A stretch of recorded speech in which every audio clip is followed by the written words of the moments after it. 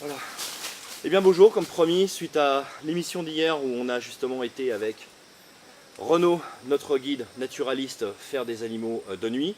Aujourd'hui, on est encore dans une forêt, on est primaire là, On est secondaire. dans une forêt primaire sur la montagne de Caux. D'accord. Le flanc de la montagne qui est juste en face de l'océan Atlantique. D'accord.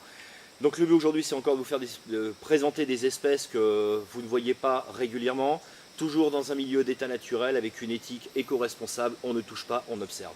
Bah écoutez, on va y aller et puis bah on se retrouve dans quelques instants. A tout de suite. Hop là, comme ça après moi. Ah bah là regarde. Comme ça, Même à l'ombre ça rend bien. Hein. Les fourmis manioc, les fourmis champignonistes. C'est bon.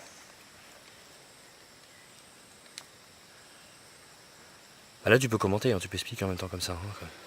Alors là donc vous avez une colonie de fourmis manioc qu'on appelle les fourmis champignonistes, d'où leur rôle en fait est de ramener en fait des feuillages qui vont donc défolier justement des arbres ou des buissons environnants pour ramener sur les petites autoroutes que vous voyez au fond du terrier, ce terrier peut faire plusieurs dizaines de mètres de longueur et 3 à 4 mètres de profondeur, pour justement apporter dans la chambre à nourriture tout ce feuillage, afin de les laisser en décomposition pour créer un mycélium, qui est un champignon, qui va d'une part apporter l'apport nutritif pour ces fourmis, et d'autre part apporter la chaleur dans le nid, parce que le champignon crée de la chaleur lorsqu'il se développe.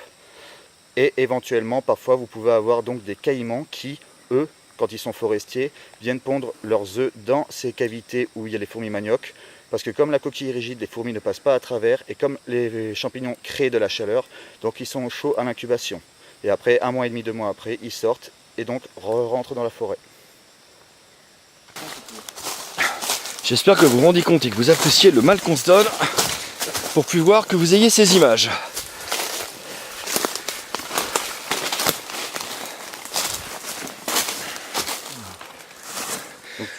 Donc là on va s'équiper de chiffons parce que la respiration par rapport aux chauves-souris qui sont dans la grotte, en fait leurs excréments tombent au fond de la grotte, c'est à base d'ammoniac et ça peut être très difficilement respirable. Donc on va se protéger le nez et la gorge de façon à éviter d'essayer de respirer le moins possible cette odeur un petit peu difficile. Mais voilà, ben là on va tout simplement se diriger tranquillement vers l'entrée de la grotte. Comme vous voyez, je suis quand même extrêmement chargé parce qu'on va essayer de faire des clichés. Donc là je vais tourner la grotte vers vous. Voilà. Et si j'entends le premier faire des commentaires comme quoi je respire comme Nicolas Hulot, je le blacklist. Là tu as mis le coq de roche, c'est l'oiseau qui est protégé, qui nidifie un flanc de roche et de cavernes, pas dans les cavernes. Donc là c'est vraiment une espèce protégée qui a une couronne sur la tête orangée et qui a plein de plumes ébouriffées à l'arrière. C'est une espèce qui est assez emblématique de la Guyane. Donc là on arrive vraiment dans le coup. Voilà. Donc là elle dort. On voit les ailes sont déployées. Donc au bout des bras vous avez des griffes. Ces griffes lui permettent de s'accrocher et ainsi de pouvoir rester même pendant son sommeil accroché sans tomber. Voilà. Donc un animal, un petit animal fascinant qui est extrêmement utile, une fois de plus, dans l'écosystème de la vie. Donc là-bas, je ne sais pas si vous voyez, vous avez en direction de la lampe des chauves-souris qui sont en train de se déplacer dans la grotte, parce que je pense qu'on les a peut-être un petit peu dérangées, du moins la lumière. Donc on les voit, elles font un petit vol circulaire. On est les seuls à faire du bruit. La grotte est extrêmement silencieuse. Donc ça c'est un amphibien qui aime bien toutes les zones de grottes, les interstices dans les pierres, les flancs de falaises, etc. Quand elle est jeune, elle n'a pas cette coloration-là, elle est plus verte, verdâtre translucide, vite fait marron. Et après, elle va prendre cette couleur-là une fois adulte. Et elle a un trait noir qui part du bout du museau et qui va se terminer jusqu'à l'arrière de la nuque, derrière l'épaule. Caractéristique de la Zoctotylus. Cette petite virgule.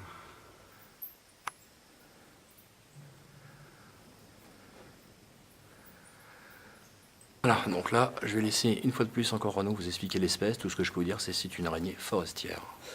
Alors, cet insecte de la famille des arachnides est une amblypyge qu'on appelle aussi une araignée 24 heures.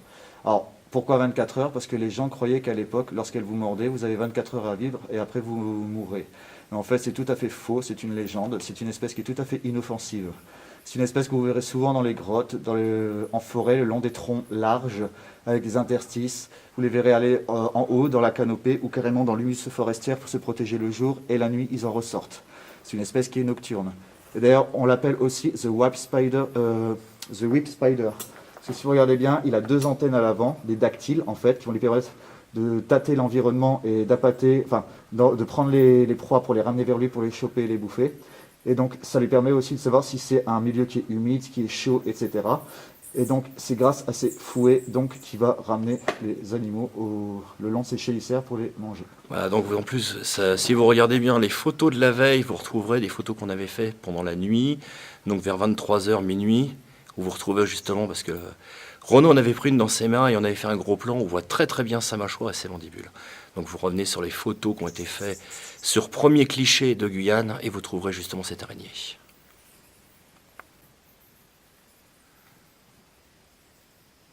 C'est génial.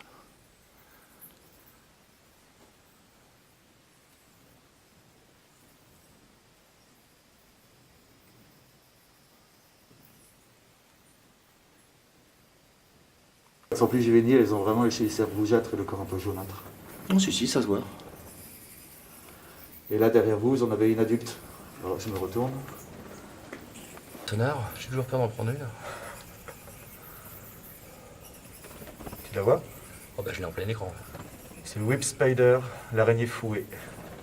Ou amblypyge, ou araignée 24 heures. Ou araignée cavernicole, elle a plusieurs noms communs. Et là vous entendez, ça passe autour de nous, de tous les côtés. Regarde à droite. On a les chauves-souris qui nous entourent. Donc là, juste vous voyez, vous apercevez en fait, ce que vous voyez, c'est la racine d'un arbre qui a traversé la grotte et qui a pris racine au fond de celle-ci. Donc c'est assez impressionnant parce qu'on s'imagine qu'on a quand même 1 mètre, voire 2 mètres d'épaisseur, peut-être même plus, de pierre, et que la nature nous montre une fois de plus sa force et traverse cette couche rocheuse pour aller prendre racine au fond de cette grotte.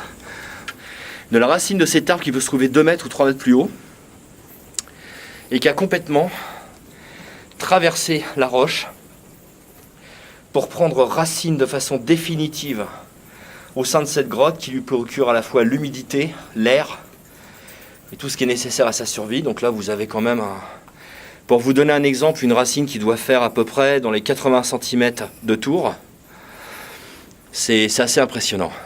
Là vous êtes au cœur de cet écosystème, vous êtes au cœur de vous vivez avec ces animaux que très peu de personnes ont eu l'occasion de voir et je suis vraiment ravi que Renaud ait pu nous amener ici et vous donner des explications sur ces petits mammifères, parce que ça reste des mammifères, mais des mammifères volants. C'est le seul mammifère volant.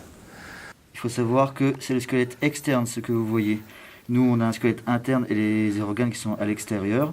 Eux, chez les arthropodes, ils ont donc un squelette qui est externe. Lorsqu'ils font une mue, une exuvie, ils vont donc sortir ce petit morceau du dessus de l'abdomen, et après ils vont sortir comme d'un gant, pour après ressortir de leur nouvelle peau et abandonner l'ancienne. Comme une mue de serpent C'est cela. Et quand tu disais que le squelette est externe, donc je rappelle aussi que par rapport aux photos que vous avez vues hier, Renaud nous a montré un scorpion qui s'illuminait la nuit. Le fait de ce phénomène est tout simplement chimique par le fait que le squelette est aussi externe à l'animal.